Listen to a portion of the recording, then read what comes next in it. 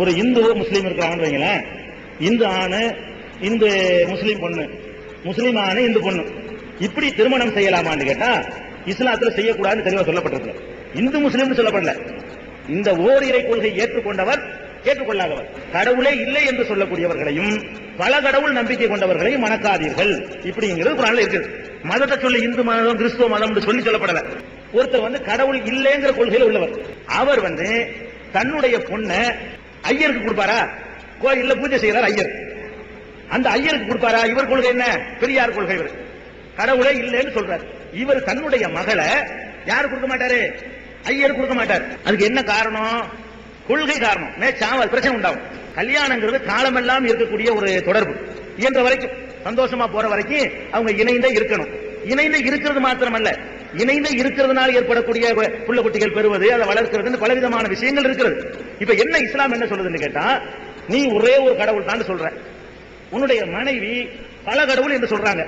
இப்ப என்ன பிரச்சனை ஏற்படும்னா, இந்த புள்ள ஒண்ணு பிறந்துடும், மோகம் 30 நாள், ஆசை 60 நாள், எதுவுமே தெரியாது. ஒரு குழந்தைய பத்தாச்சு. இவன் சொல்லுவான் நான் ஏன் முறைப்படி வளர்க்குவேன், அவன் சொல்லுவா இல்ல இல்ல ஏன் முறைப்படி தான் வளர்க்குவேன். ரெண்டு பேரும் வெவ்வேறு கொள்கையில் உள்ளவங்களா இருக்கிறாங்க. அப்ப அங்க என்ன வரும்?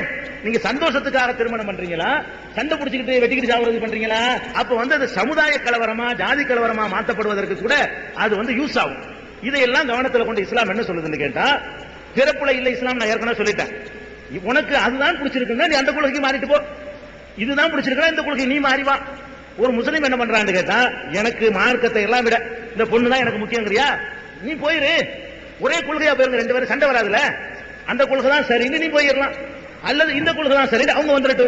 கொள்கையில பெரிய ஒரு அடிப்படை விஷயத்துல வேறுபாடு இருந்தால் அவங்களுக்குள்ள இல்லற வாழ்க்கை இனிக்காது. அப்ப அவங்க இணைந்து ஒரே மாதிரி வாரிசு பிரச்சனை வரும், மண்டையை போட்டுருவான். இவன் சொத்துல பொண்டாட்டிக்கு எப்படி பங்கு வைக்கிறது? இஸ்லாமிய முறையில பங்கு வைக்கிறதா, வேற எந்த லாவுல பங்கு வைக்க, பல விஷயங்கள் அதுல இருக்கிறது. கொள்கையில ஒத்து இருக்கணும். புள்ள வளர்க்கிறது, பிள்ளைக்கு பேர் வைக்கிறது, பிள்ளைக்கு சுண்ணத்து பண்ணணும் இருக்குது எங்க மார்க்கத்துல. இவன் பண்ணணுமா பண்ண வேணாப்பா. கல்யாணம் பண்ணிட்டா சும்மா சோறுங்கிற விஷயம் மட்டும் இல்லை இல்லைங்க, அவங்க ரெண்டு பேரும் இணைந்து எவ்வளவு காரியங்கள்ல செய்ய வேண்டி இருக்கிறது. அதுகள் எல்லாம் பாதிச்சிடக்கூடாது என்பதற்கு தான், நாளைக்கு ஒரு நல்லிணக்கம் கெட்டு போயிடக்கூடாதுங்கிறதுக்கு தான் ஏதோ ஒரு கொள்கைக்கு ரெண்டு பேரும் வந்துங்க. உனக்கு இஸ்லாம் தெரியுண்டா, ரெண்டு பேரும் இஸ்லாத்துக்கு வா. இஸ்லாம் உனக்கு பிடிக்கலையா, ரெண்டு பேரும் அங்கிட்டு போயிரு. அதை போய் யாருமே தடுக்க மாட்டாங்களே. இதுதான் இஸ்லாம் சொல்லக்கூடிய